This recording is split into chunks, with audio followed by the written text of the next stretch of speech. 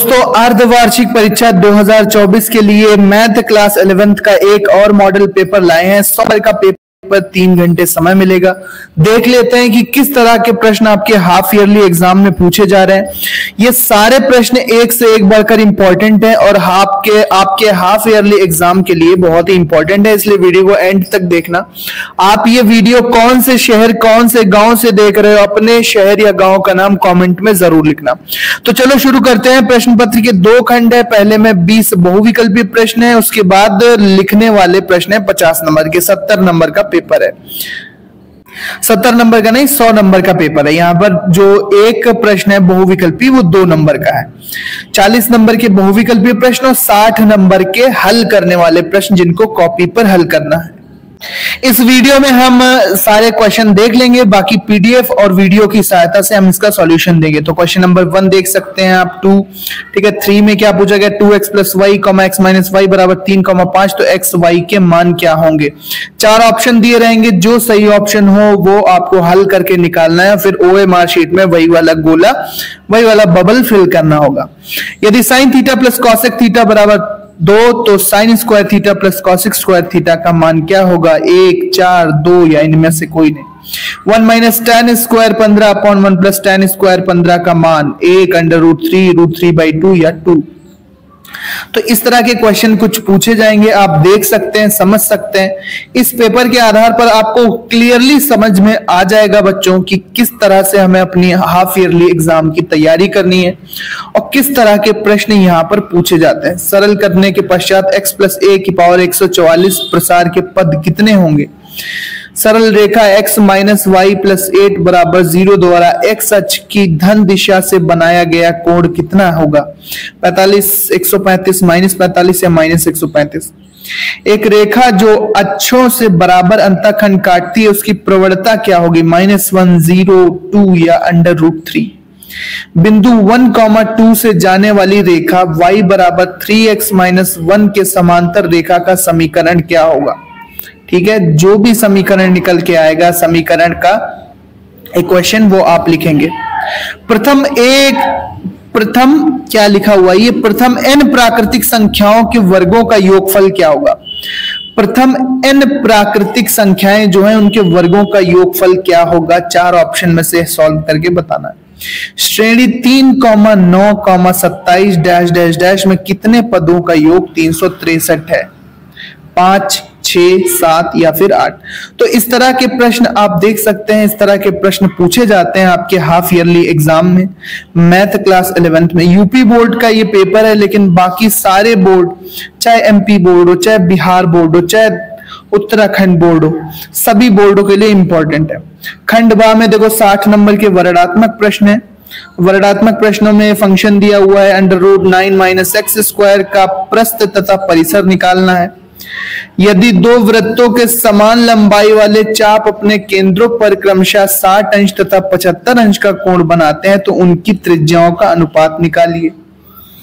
Next question है, असमीकाओं 2x + y is greater than or equal 8, x + 2y is greater than or equal 10 आलेखीय विधि से इनको हल करना है। 16 भुजाओं वाले बहुभुज के शीर्षों को मिलाने से कितने विकर्ण तथा कितने त्रिभुज बन सकते हैं। 16 भुजाओं वाले बहुभुज के शीर्षों को मिलाओ तो कितने डायगोनल्स और कितने ट्रायंगल बनेंगे, कितने विकर्ण और कितने बहुभुज त्रिभुज बनेंगे। नेक्स्ट क्वेश्चन, x + 1 की पावर 6 + x - 1 की पावर 6 का मान निकालो। फिर इसका प्रयोग करके √2 + 1 की पावर 6 + √2 - 1 की पावर 4 का मान निकालिए। ये क्वेश्चन आपको देखने को मिलेगा, इस तरह के क्वेश्चन आपको देखने को मिलेंगे। नेक्स्ट क्वेश्चन है, किसी गुणोत्तर श्रेणी का 5वां, 8वां और 11वां पद क्रमशः P, Q और S है, तो दिखाना है आपको Q² = PS। Q² = PS, most important question. अगला प्रश्न है, एक सरल रेखा का समीकरण निकालो जो निर्देशांकों के समान अंतःखंड काटती है 2, 3 से जाती है। एक रेखा का समीकरण निकालना है जो निर्देशकों के समान अंतःखंड काटती है और 2, 3 बिंदुओं से जाती है। अगला क्वेश्चन है, किन्हीं 3 खंडों को हल करना है, 10 नंबर का है, तो 3 खंड हल करना है। तो पहला खंड देखो, किसी विद्यालय के 600 विद्यार्थियों का सर्वेक्षण से ज्ञात हुआ कि 150 विद्यार्थी चाय, 225 विद्यार्थी कॉफी तथा 100 विद्यार्थी कॉफी तथा चाय दोनों पीते हैं।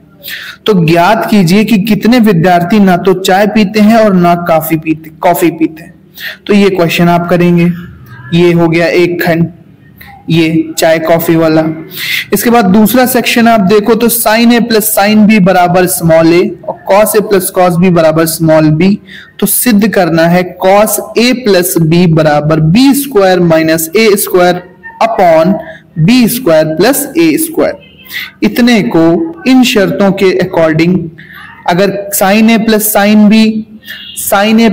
बी कितना है, small a, cos a plus cos b small b, तो सिद्ध करना है कॉस ए प्लस बी को b square minus a square upon b square plus a square. अगला क्वेश्चन कहता है, यदि a comma b comma c comma d, a comma b comma c comma d गुणोत्तर श्रेणी में है, तो सिद्ध कीजिए कि ए की पावर ए प्लस बी की पावर ए भाग ए बी की पावर एन प्लस सी की पावर एन कॉमा सी की पावर एन प्लस डी की पावर एन, ये गुणोत्तर श्रेणी में है। नेक्स्ट क्वेश्चन है, यदि P और Q क्रमशः मूल बिंदु से रेखाओं x cos theta minus y sin theta बराबर k cos 2 थीटा और x sec theta plus y cosec theta बराबर k पर लंब की लंबाइयां हैं, तो सिद्ध करना है आपको p square plus 4q square is equal to k square. तो ये क्वेश्चन आपको देखने को मिलेंगे, इस तरह के प्रश्न आपको देखने को मिलेंगे। बाकी इसका सॉल्यूशन हम आपको प्रोवाइड कराएंगे टेलीग्राम चैनल के माध्यम से। इसका पीडीएफ आपको हमारे टेलीग्राम चैनल पर मिल जाएगा। टेलीग्राम चैनल का लिंक डिस्क्रिप्शन में दिया हुआ है। अच्छे प्रश्न हैं इन सभी, इस पेपर के अच्छे क्वेश्चंस हैं। क्लास 11th ग्रेड में अगर बात की जाए तो इसी तरह के प्रश्न आपके हाफ ईयरली एग्जाम में पूछे जाते हैं। इसी आधार पर आप अगर अपनी तैयारी करोगे तो डेफिनेटली आपको बहुत ही अच्छे अंक मिलेंगे और 12th के लिए भी एक अच्छा बेस बनेगा कि किस तरह से किस इंपॉर्टेंट प्रश्नों को हल किया जाता है।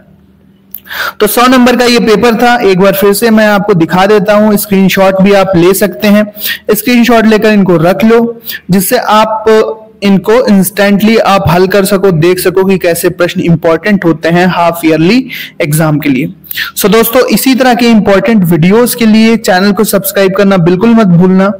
सो मिलते हैं अपने नेक्स्ट वीडियो में। पढ़ते रहो, आगे बढ़ते रहो। आप ये वीडियो कौन से शहर कौन से गांव से देख रहे थे, अपने शहर तथा गांव का नाम कमेंट में जरूर लिखना। एक प्यारा सा कमेंट जरूर लिख के जाना। So thanks for watching and listening me, and good luck for your exam, good luck for your future. Thank you, bye bye.